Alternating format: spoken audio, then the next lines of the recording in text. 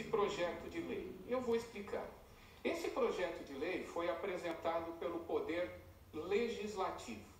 Quem apresenta projeto de lei que tem aumento de despesa de pessoal é o Poder Executivo. E se vai aumentar despesa de pessoal nos estados, não pode ser apresentado pela União. Os deputados, depois que esse projeto já estava em tramitação, praticamente aprovado, alguém falou para eles, olha, vocês estão fazendo errado. O que a gente tem que fazer agora? Você tem que apresentar um projeto de emenda constitucional, porque esse projeto de emenda constitucional, como já houve em 2 oportunidades, pode instituir piso nacional para qualquer categoria, no caso para profissionais da enfermagem. Foram lá e apresentaram esse projeto de emenda constitucional com o projeto legislativo do projeto de lei pronto, tanto que eles seguraram por 2 meses a sanção. Não pode, assim que o projeto está pronto, tem que ser enviado a sanção. Só que se ele fosse sancionado, ele seria declarado inconstitucional. Então, o que aconteceu? Eles esperaram a promulgação do projeto de emenda constitucional para sancionar o projeto de lei. Esse foi um dos vícios que o ministro Barroso viu. Por quê? Primeiro, não poderia ter sido apresentado pelo Poder Legislativo, teria que ser pelo Poder Executivo. Para solucionar esse problema, apresentaram um projeto de emenda constitucional com o projeto de lei em andamento, né? E outro problema, esse eu vejo que é incontornável, é que há mais 2 projetos, há mais 2 normas constitucionais na Constituição Federal que dizem respeito à categoria de pessoas, piso nacional. Um é dos profissionais de educação. Você acha então que ele não errou, que ele está certo na posição dele? O ministro Barroso está, e eu quero explicar por quê. Entendi agora, porque eles seguraram, né, para fazer valer eu isso. quero explicar por que esse vício agora, esse é o mais importante.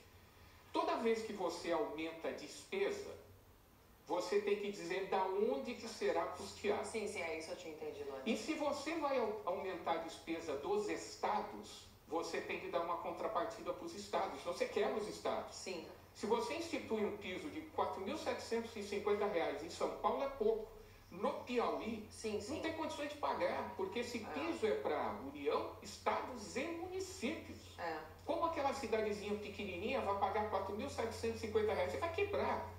Nesses 2 outros casos em que foi instituído o piso nacional, que foi para os professores e para os profissionais de pandemia, combate à pandemia, endemia, esse tipo de coisa, ou na própria norma constitucional, ou na legal, eu não lembro, tem da onde viria o dinheiro, tinha uma contrapartida. Nesse caso não tem. Por isso que o ministro Barroso falou, olha, mas peraí, da onde que vem esse dinheiro? Quem que vai custear esse dinheiro nos municípios e nos estados? Isso vai fazer com que quebre o sistema de saúde de algumas cidades menores, de alguns estados mais pobres. Da onde que vem esse dinheiro? A gente tem que partir sempre do pressuposto que toda lei, ela é constitucional. A gente parte, porque senão ela não seria sancionada. Ela passa numa comissão, passa em outra comissão, passa em outra. Só que nesse caso, a lei, ela não indica de onde vem esse dinheiro. E a lei, ela tem que dizer, esse dinheiro virá de fundo tal, disso, tal, disso, tem tal, que dizer disso, antes, tal. Né? Antes, entendi. E o custo foi estimado em 10 bilhões de reais. Eu, de forma leiga, cheguei a falar aqui, tira do fundão. Vamos assistir aí a nossa produção do Linha de Frente. Conversou com o James Francisco, que é presidente do Conselho Regional de Enfermagem de São Paulo. Ele comentou sobre a importância do piso salarial e a paralisação dos enfermeiros e enfermeiras, que foi marcada para o próximo dia 24. Vamos ouvir.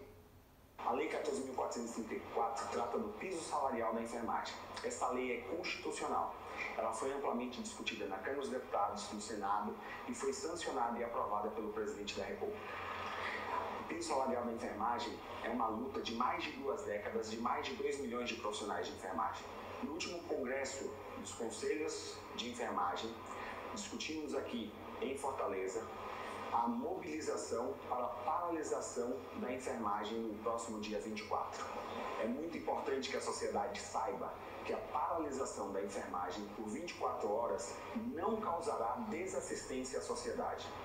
Todas as pessoas que estão em unidades de saúde serão devidamente atendidas e terão as suas necessidades tratadas, porque a enfermagem jamais vai desassistir a população. A enfermagem é a mola motriz da saúde brasileira e, por isso, nós precisamos do apoio da sociedade para que a Lei 14.434 volte a ser válida e o piso salarial da enfermagem passe a ser pago por todas as entidades. Na verdade, a gente quer aumento para todos, né? Para os médicos, para os professores, para todos os servidores, né? É complicado isso. Seria bom se os deputados trabalhassem mais a favor da população e menos a favor do próprio bolso, alguns. A gente procura também o senador Fabiano Contarato, que é autor dessa lei do piso da enfermagem. E ele nos enviou o seguinte pronunciamento, abre aspas: o piso salarial da enfermagem é uma conquista histórica que faz justiça a profissionais que dedicam a vida para cuidar da saúde da população, muitas vezes arriscando a própria vida, como fizeram na linha de frente de combate à pandemia. O presidente do Senado está pessoalmente empenhado em viabilizar a fonte de recursos que motivou a suspensão judicial do pagamento. O processo legislativo foi regular e regimental, legitimando uma importante manifestação democrática. Fecha aspas. Volto para você, doutor. Eu admiro demais os enfermeiros, eu acho que eles têm de ter um piso salarial até muito maior. Na minha família tem diversos enfermeiros. Mas pensem bem, não adianta colocar uma norma em vigor se não haverá de onde tirar esse dinheiro. Então, no meu modo de ver, eu estou fazendo uma análise técnica. Direito é tecnicismo. Quando um operador de direito, um ministro do Supremo Tribunal Federal, ele vai analisar um caso, ele vai analisar de acordo com a Constituição. Não adianta nada deixar essa lei entrar em vigor, depois não ter dinheiro para pagar, quebrar diversos municípios e ser declarado inconstitucional posteriormente. Então, melhor que se aguarde esses 60 dias, que foi o determinado, para que se esclareça, que eu tenho certeza que será esclarecido de onde vem esse dinheiro, porque esses verdadeiros heróis nacionais merecem muito mais. Mas direito, Constituição, ela tem que ser observada para todos.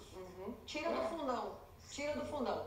E você que votou em deputado que foi a favor do fundão, dá para pesquisar na internet. Não vota nele de novo não, tá bom? Porque 7 bilhões de reais, 6 bilhões de reais para eles se elegerem de novo, é um crime contra o nosso bolso, eles pagam com o nosso imposto para continuar lá. Não vote em deputado que votou a favor do fundão. Pronto, falei.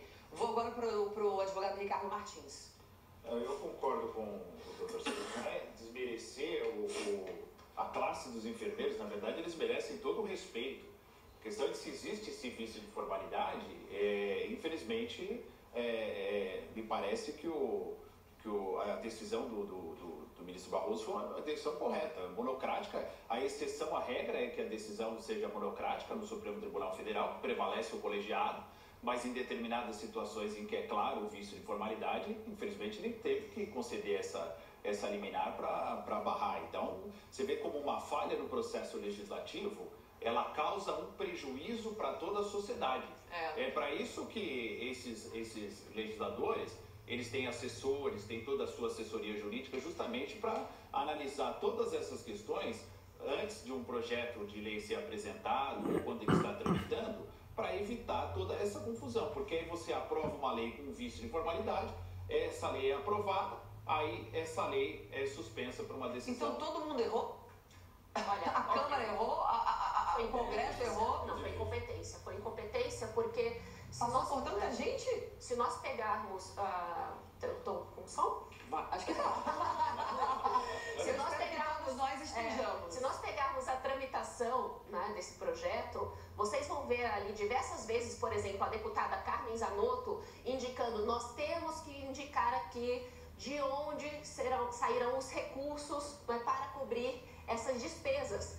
Né? Várias vezes. No plenário colocaram o seguinte: depois nós vamos ver onde, né, vão ser retirados esses recursos para cobrir essas despesas. Ou seja, ao meu ver, né, não foi simplesmente um erro, mas sabiam que estavam cometendo um erro, mas nós estamos em um período eleitoral, não é? Essa é uma categoria que cobre 70% da área da saúde do nosso país e, infelizmente, atuaram de uma forma negligente com os nossos enfermeiros. Tem fonte de recursos, sim, e agora, por exemplo, o ministro Paulo Guedes está tentando ver formas de se colocar recursos para este piso salarial. Uma das alternativas que ele falou foi desonerar a folha de pagamento, mas possivelmente terá outras alternativas também para sanar os problemas que estão nesse projeto de lei. Eles fizeram uma lambança, né? Exato. Uma lambança. Olha, mas ó, eu divirjo em partes, né, dos que me antecederam,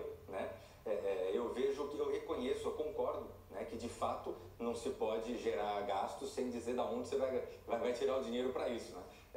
Evidentemente, não tenho dúvida que isso pode causar uma série de desequilíbrios e de dissabores em alguns municípios, em algumas entes federativos que eventualmente não tenham condição, tenham dificuldade em atingir esse piso salarial. Eu compreendo essa linha de argumentação. Agora, do ponto de vista jurídico, eu pessoalmente entendo que, uma vez tendo sido aprovado enquanto emenda constitucional, essa norma ela acabou por não atrair as eventuais ilegalidades, os eventuais inconstitucionalidades que poderia atrair caso fosse aprovada na forma de lei ordinária. Então, a partir do momento que ela vem como emenda constitucional, ela não precisaria indicar no texto da emenda constitucional, diferentemente do texto de uma lei ordinária, a fonte para o custeio desses valores. Então eu vejo, no meu entendimento, que nesse ponto essa norma não é inconstitucional. E aí sim, o Supremo seria muito menos o órgão competente para eventualmente botar reparo numa norma que foi aprovada nas duas casas do Legislativo, com quórum qualificado de emenda constitucional, amplamente discutida no Legislativo, depois tendo o crivo do presidente da República. Então, honestamente vejo que nesse caso, embora até com boas intenções, com uma lógica, um discurso que tem elementos muito corretos, mas eu vejo que o Supremo não deveria ter entrado, haja vista que não seria uma inconstitucionalidade. E aí eu vejo que o Supremo acabou entrando num elemento que não era seu. Entrou numa seara que não era sua, eu Exato. entendi. O problema todo é que nem a lei ordinária diz qual é a fonte. Eu peguei ontem. Da lei ordinária eu concordo, realmente. Ela não mas como fala. tem a PEC, eu vejo que a PEC acabou suprindo Abre esse precedente. falha na lei Mas ordinária. a lei Exatamente. ordinária, ela não diz de onde vem. Não tem lugar nenhum que diz de onde vem. Exato. A lei ordinária E eu tem concordo. que ter a indicação Entendi. da Mas lei. não é inconstitucional, é isso que o Cris está falando. Então seria papel do não é Supremo constitucional. barrar. Exato. O Brasil está uma bagunça. O Brasil está uma bagunça. Só Jesus na nossa vida. Vamos para o assunto internacional, que eu fiquei de cabelo em pé. Ricardo Martins, eu não sabia que isso tinha acontecido. Olha isso, põe aí na cabeça para mim, já falei da polêmica, vamos direto. Tá todo mundo falando do adeus à Rainha Elizabeth II, né? Mas você sabia que tem pessoas que estão sendo presas nos últimos dias por estarem protestando contra a família real? Eu não sabia.